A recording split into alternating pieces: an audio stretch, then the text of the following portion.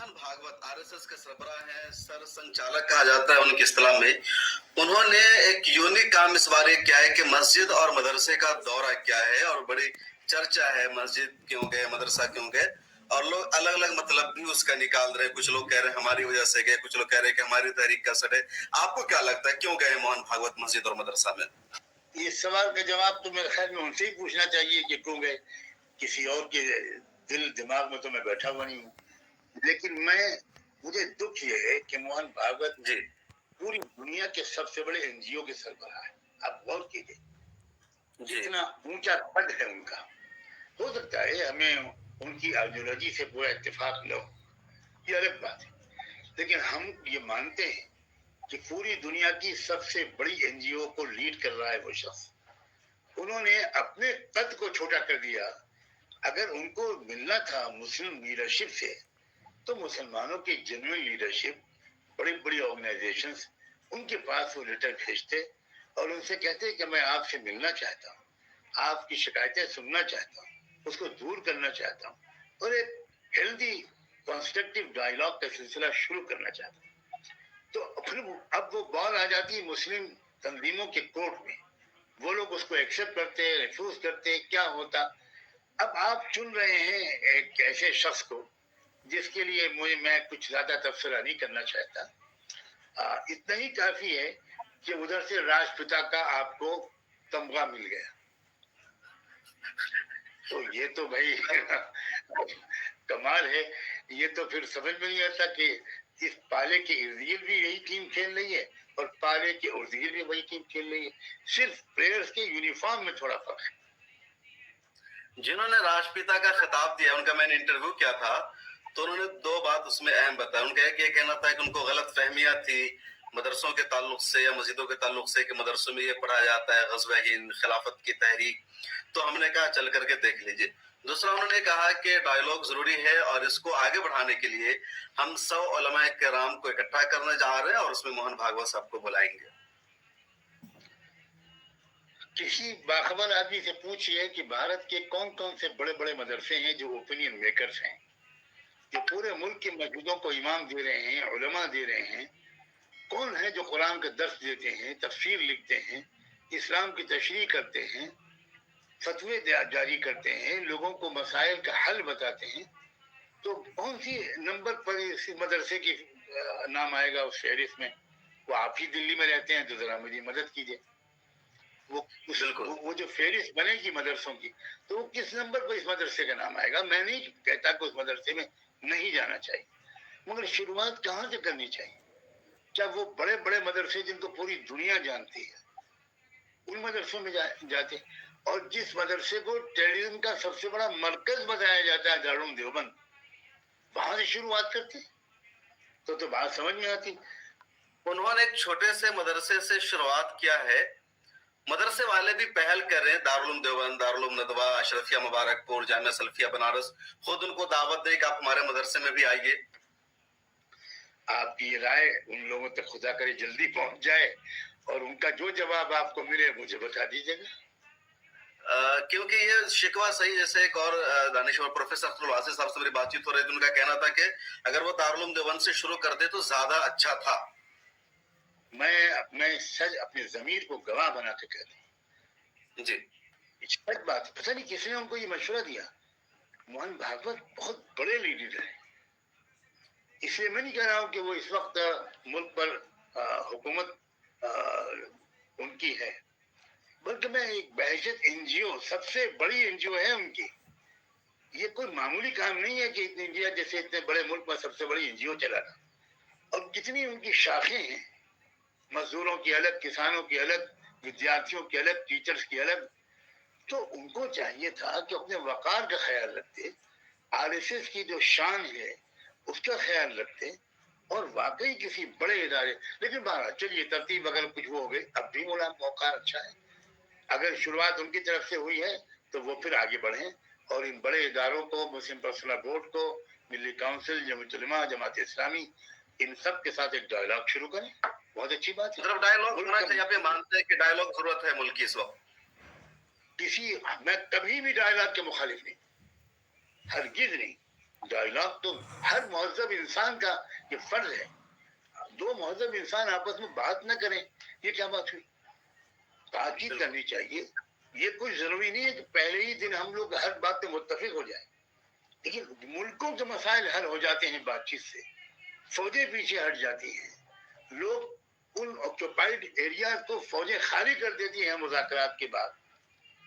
तो ये क्या मुल्क में इतनी जबरदस्त कम्युनिटीज आपस में बात नहीं कर सकती? ये क्यों है? ये क्या बात है कि देखिए इस वक्त अगर जो मजलूम लोग हैं, अगर वो पहल करेंगे लाइला की, जैसे कि लोग कुछ कहते हैं, तो फिर ये समझा जाएगा कि डर कर आ रहे हैं हमारे पास।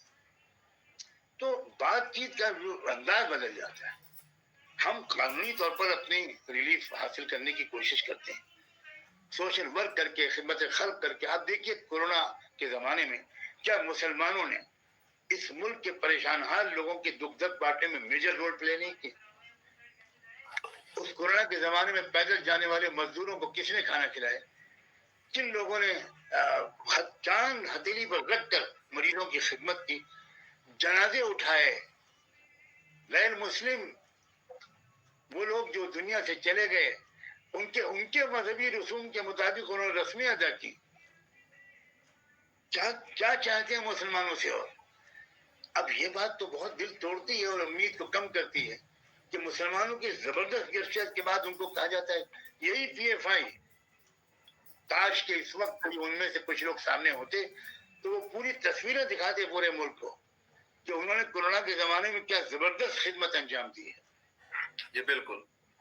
हिंदुओं की भी तस्वीर की थी, और उलमा ने बाद उलमा ने उन पर तनकीद की कि आपने कभी मसला पूछा किसी आलिम से कि ये करना चाहिए था, आपको नहीं करना चाहिए था? आप हेल्प कर देते, लेकिन आखिरी रसूम आपने तो नहीं ना तनकीद की थी। मैं मुफ्ती हूं नहीं, मैं तो फतवा लेने वाला, और मैं तो कुछ फतवा दे ही नहीं सकता। अच्छा, कुछ मुलाकात मुस्लिम दानिश्वरों से ऐसी हुई जिसमें मोहन भागवत या RSS की तरफ से पहल हुई है, और अभी मस्जिद मदरसा में जाने से कुछ दिन पहले उन्होंने दिल्ली के 5 मारूफ दानिश्वरों से मुलाकात की थी। जनरल जमीरुद्दीन शाह से अलीगढ़ मुस्लिम यूनिवर्सिटी के साबिक VC है, नजीब जंग दिल्ली के LG रह चुके हैं, इस्माइल कुरैशी साबिक वो इलेक्शन कमिश्नर रहे हैं, या उसमें शायद सिद्दीकी साहब और सईद शेरवानी भी शामिल थे। तो इन लोगों का कहना है कि उधर ही से आया था कि मुलाकात करना चाहिए, और हम लोगों ने मुलाकात की है। और इनकी मुलाकात की जो खबर आई उसमें 2 बातें खास तौर पर मतलब मोहन भागवत ने कहा कि मुसलमान काफिर ना कहें हमको, हमारी उनसे रिक्वेस्ट है ताकि हमारी दुनिया खत्म हो। दूसरा उन्होंने कहा कि मुसलमान जिहाद की बातचीत ना करे। आप क्या कहते हैं इस बारे में?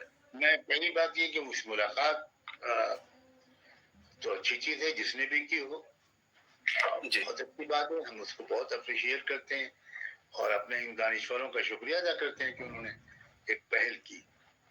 दूसरी बात ये है कि ये जो उन्होंने मुतालबे किए हैं इसका ताल्लुक इस्लामिक थियोलॉजी से है, और मेरे ख्याल में इन 4-6 लोग जो गए थे इनमें कोई आलिम दीन नहीं, कोई इस्लामिक स्कॉलर नहीं।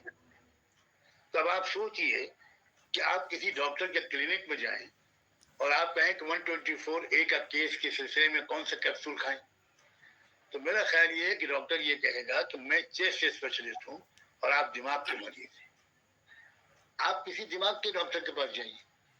अब ये जो उन्होंने एक बहुत एकेडमिक बहस की है चलिए मोहन भागवत जी ने, काफिर किसे कहते हैं और जिहाद किसे कहते हैं, मैं समझता हूँ इंटेलेक्चुअल हजरात को ये कहना चाहिए था कि बहुत शुक्रिया आपके इन सवालात का, लेकिन हम लोग इसके लिए फिट पर्सन्स नहीं है।